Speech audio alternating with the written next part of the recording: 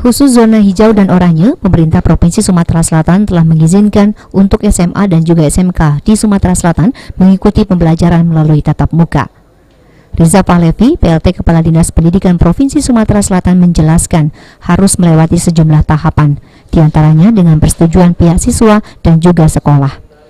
Jika kedua pihak sudah sepakat, baru akan diteruskan di tim gugus tugas untuk dilakukan pengecekan di tiap sekolah.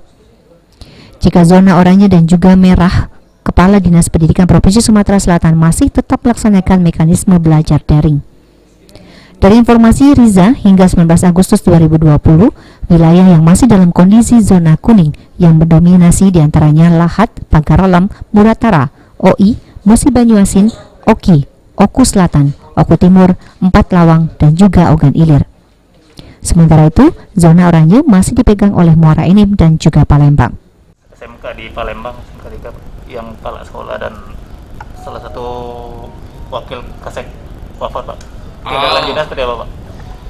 Tentunya kami dari keluarga besar Dinas Pendidikan Provinsi Sumatera Selatan, termasuk khususnya Ade Sunandar, PAL TV.